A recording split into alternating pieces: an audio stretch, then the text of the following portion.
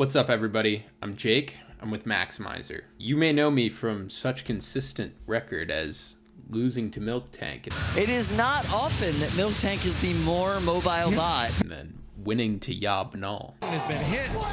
Tap out. So I'm going to be watching my fights and then adding a little bit of commentary. So first fight of the day, I fight the winner of Rosie and Cthulhu. So interestingly enough, Cthulhu was built by my good friend Corey Coakley. Hi, my name is Corey Coakley. I captain the robot Cthulhu. Going into it, I knew it was going to be a hard fight for me and him combined. He's seen what the bot can do, and it's inconsistent. You never know what's going to happen against a horizontal. A little bit of backstory. Corey and I actually fought at my first ever event, and he beat me with Razor's Edge. So that was a bit nerve-wracking going into my first fight. Going into this fight, he had some weapon spin-up issues, so that was definitely something that I wanted to take advantage of. Hoffman. Now, is there a more excitable builder than I had my controls reversed, so that's why I go backwards. Jake Hoffman? No, there is absolutely nobody that is more intense. After seeing Bulkhead in March, I had the idea of adding axolotl ears to the front side of my plow, so I just printed TPU cheeks. What ended up happening is when Cthulhu hit me, the wood screws stripped out, and that sucked it into my wheel. So I lose left side drive temporarily. Jake Hoffman. I literally walked up to the desk yesterday and Jake Hoffman was smashing their robot with a mallet, trying to get the weapon shaft back into place. And Jake looks up and goes, "Oh, what's up, dude?" Cthulhu, you can see that beautiful LED panel on the back. It started off pretty well for me. I definitely got some big damage on Jake. At the very start, I came out swinging. I think it did great. I just love it. It's gorgeous. Provides no armor integrity, but it is very cool to look at. So Cthulhu is being operated by Corey Coakley. As soon as it spits out, I realized I'm not stuck in here with Cthulhu. Cthulhu is stuck in here with me. From the University of Cincinnati, BattleBots Club. Teammate versus teammate here. Look at, oh, nice hit right there on the wedge of Maximizer. It looks like Maximizer, it's taking a little time for it to get the hang of its drive, but it looks like we're getting there. Thanks, Lindsay. Lots of changes, small tweaks and changes to Maximizer, Jake was telling me. Nothing major, but bigger armor packages protecting the weapon system, different arm options to attach the weapon to. It's a little bit more optimized for vertical spinning weapons. It looks like whatever changes they've made to their armor package have worked out because it's been taking licks from Cthulhu this whole time, and it's still going. I don't even really see. He ended up taking off my wheel, but it was a great shot. It was a design flaw in my part, extending the frame a little bit more. That's going to be changing in the next iteration. Smash there. You can see the strategy with Maximizer is to pin with that wedge in the back and then do a quick pivot like that, which adds kinetic energy to that horizontal weapon. Look at that. Wow.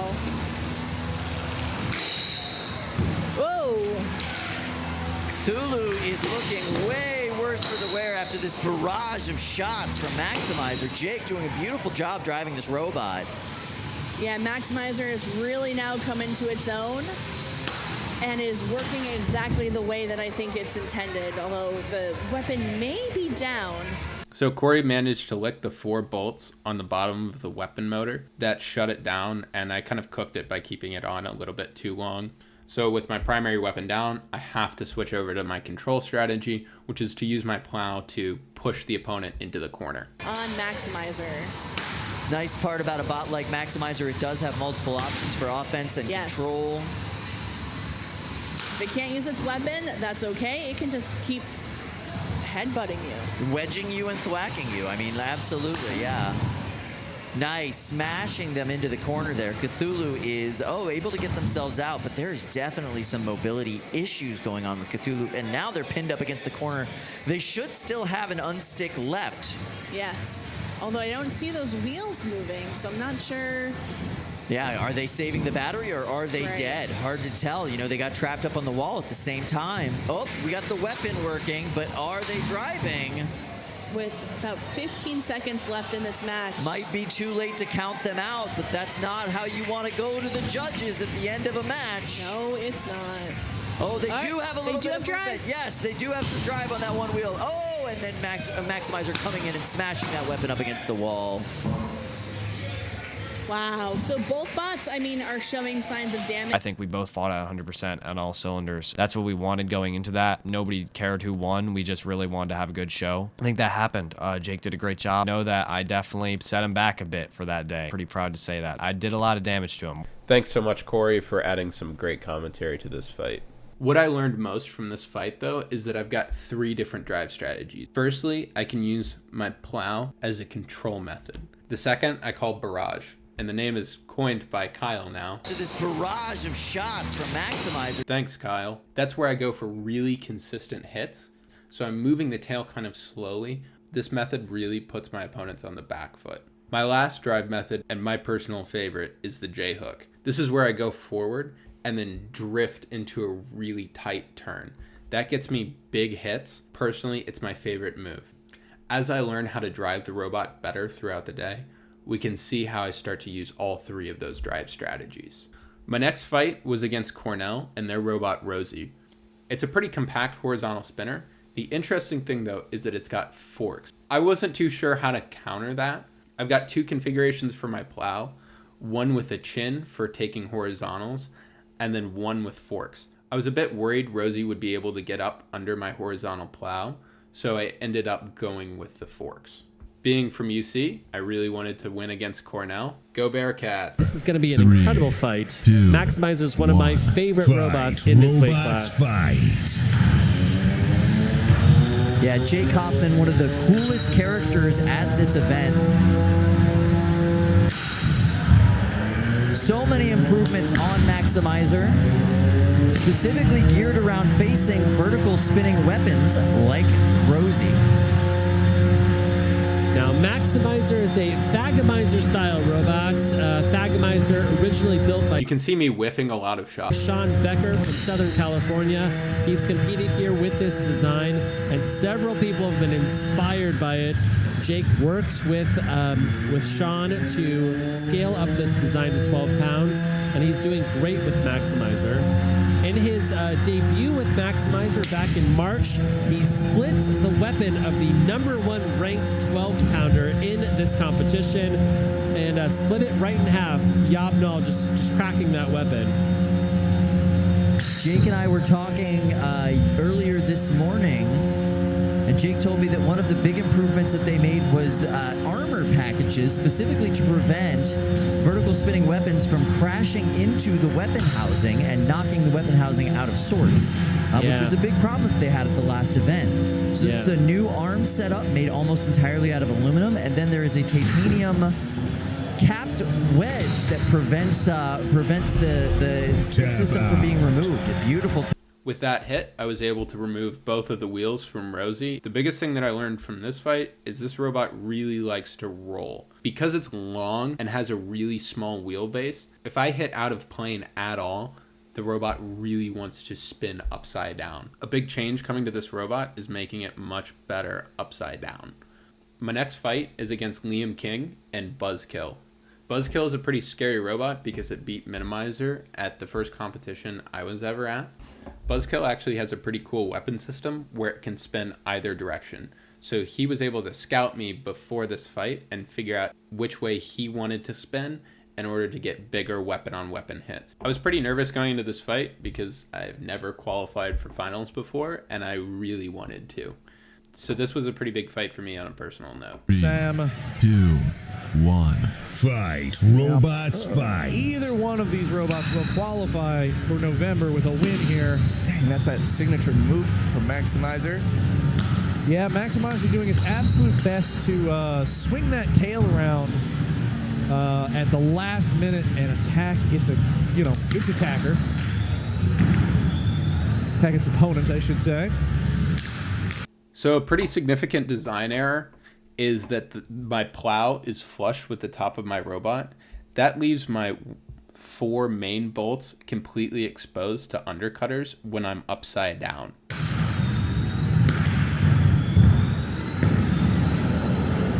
Buzzkill, very sleepy, always trying to get some Z's. Got him. Not too sleepy in this match, though. No, they're spinning.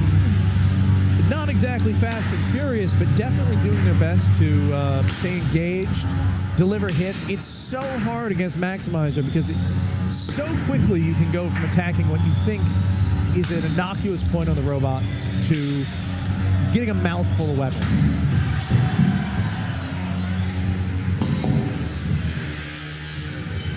Maximizer in the sticky corner. Inverted now.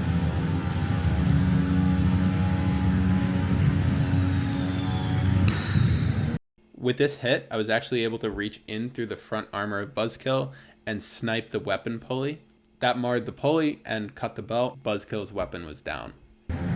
Buzzkill seems like a compact robot compared to Maximizer.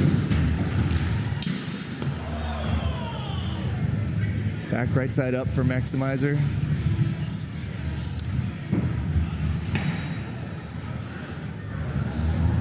Looks like the undercutter on Buzzkill looks to be stopped.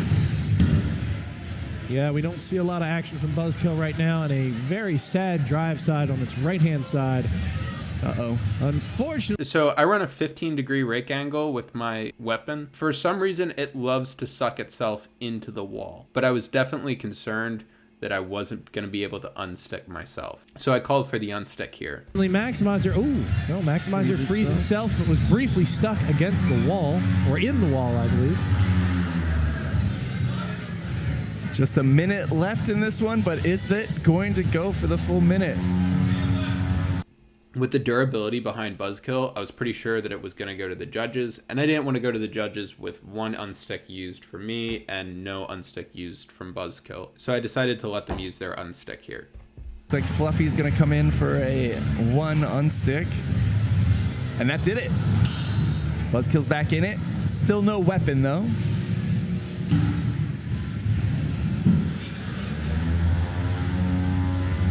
Maximizer still got it going on, looking to swing that horizontal spinner around, hit the broad side of Buzzkill.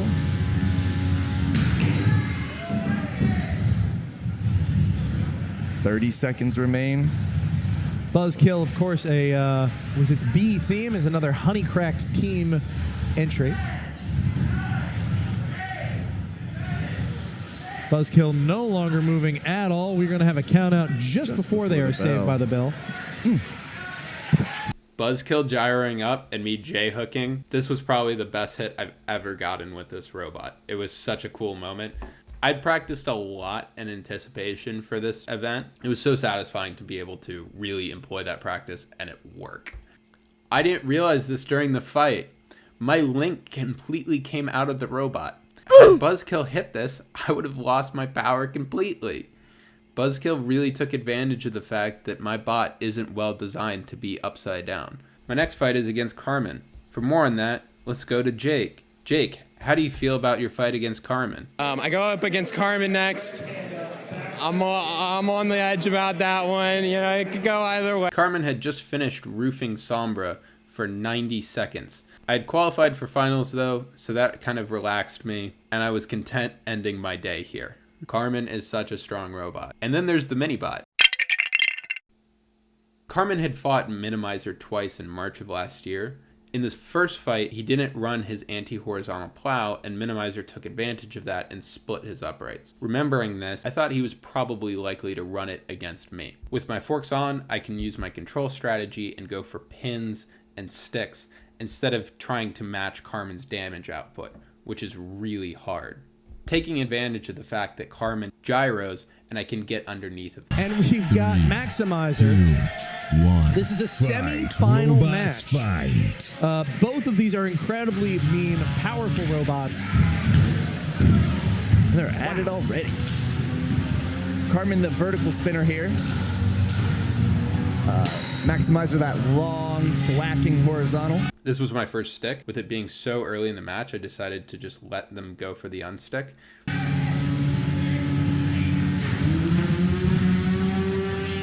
Maximize. I meant to tail whip him here, but I missed. That sent my forks into Carmen's drum, but in the process, they were able to snipe the weapon belt. They're piloted by Jake Hoffman. They are from Louis Louisville, Kentucky, have built really incredible robots of this style, this archetype. So after that exchange, Carmen just stopped moving, and I wasn't sure why. I thought its drive might have died, so I didn't go in for another hit, and I just let the count out happen. This flavor, I like that. This flavor growing in popularity. Originally, I think people thought it was maybe like a vanilla Coke kind of thing. It was a new take on a horizontal spin. Wow. What are we seeing, Ricky? Is this... We are seeing Carmen dead in the water. Just a touch of movement from Maximizer. Wow. I need to figure out what juice Michael is giving his bearings on Carmen, because after taking out his belt, it kept spinning so fast that it was able to hit me, go weapon on weapon with me, and then by the end of the countout, it was still spinning down.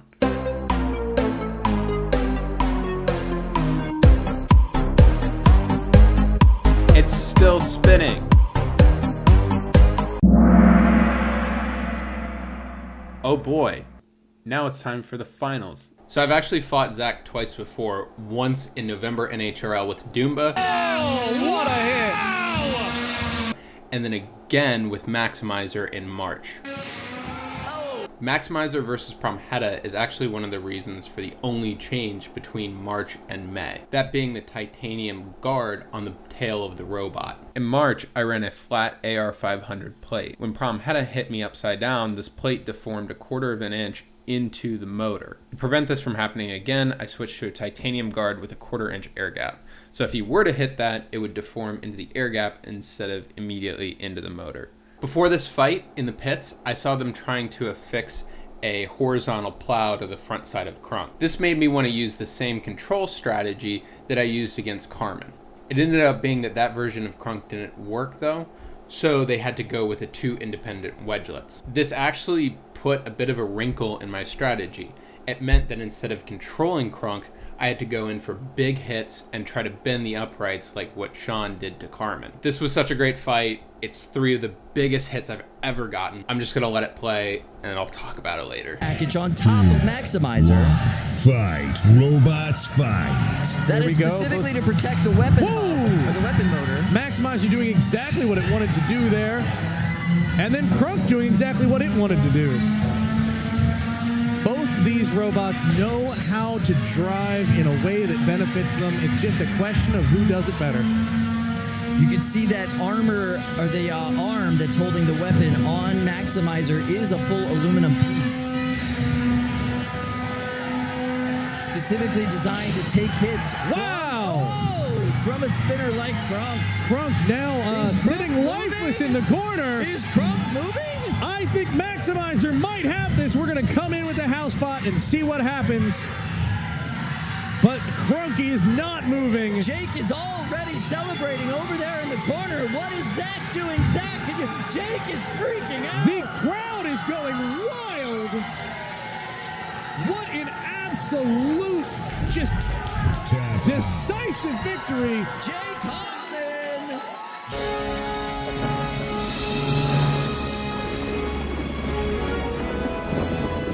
So with all 3 of these hits, it's kind of hard to tell who's winning. But what is for sure is that a lot of shock force is being put into both robots. It ended up being that the shock cracked the power switch on Crunk, turning the robot off. This was such an amazing win. I'm so grateful that my entire team could be there. Go watch their fights too. They're amazing. Thank you to everyone I competed against that day, in particular, all the competitors for building an amazing community, and for NHRL staff for procuring such an amazing event. So what's in the future for Maximizer? I need to make some changes.